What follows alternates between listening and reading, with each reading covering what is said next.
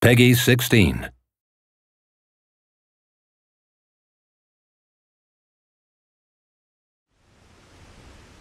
Your hero's journey begins as you return from the dead, miraculously resurrected by a device known as the Well of Souls.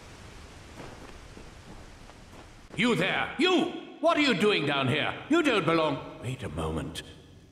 No. You soon meet a gnome named Fomerus Hughes, who's amazed that his experimental Well of Souls has finally worked. He tells you that his tower is under attack and that you must escape. Finding a weapon, you prepare to fight your way out. The lens? The new configuration? Perhaps... No, what am I thinking? No time for that now. We've got to get you out of there. Here you get your first glimpse of the Well of Souls, the place of your rebirth. Combat in Reckoning is intuitive and accessible. You can chain together basic attacks with a single button. Trouble? Well done. Collecting loot is a big part of the game. While you loot, you can compare items and decide whether they are worth equipping now or saving them to sell off later. Just by varying the timing of your basic attacks, you'll perform special moves like launching an opponent into the air and juggling him. Using your shield for a well-timed parry can open up an even more damaging attack chain on your stunned opponent. Now we've fast-forwarded to the Dalentarth region, your first introduction to the outside world of Reckoning. It's a peaceful place, a relatively safe start to your hero's journey. You now have both primary and secondary weapons equipped, and even as a melee fighter, you'll unleash powerful battle magic on your enemies.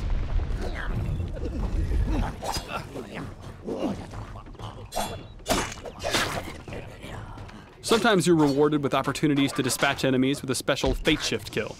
Building up enough Fate energy allows you to perform even more powerful attacks.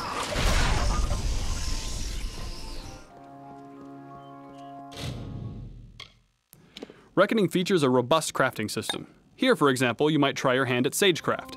Using this altar, you insert a magical gem into a longsword, upgrading it to a more powerful flaming sword.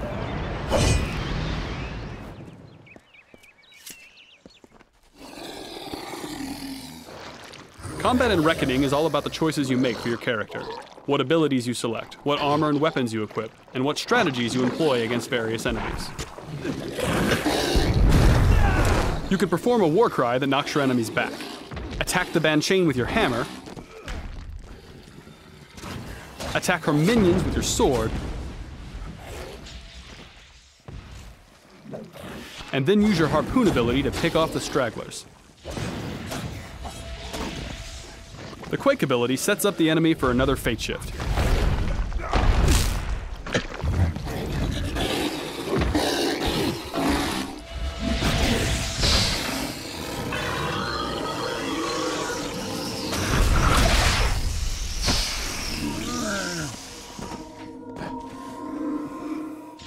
Finish off the remaining foes using the special attacks with your hammer.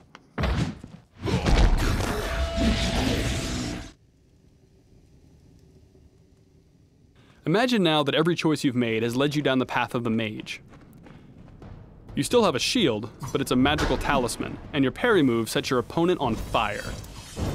You also have these chakram weapons you can use to tear through your enemies at a range.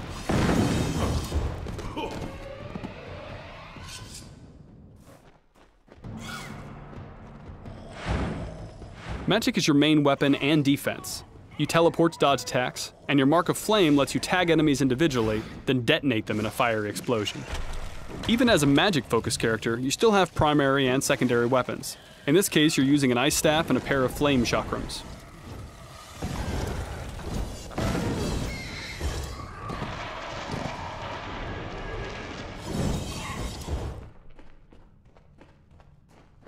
For the sake of this demo, we've given you an advanced spell, Meteor. Here you can see the kind of power a high-level mage can unleash.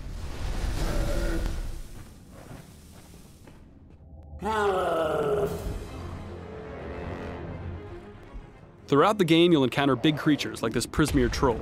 Most RPGs would turn this into a highly scripted fight, but in Reckoning, these encounters are action-oriented in real time.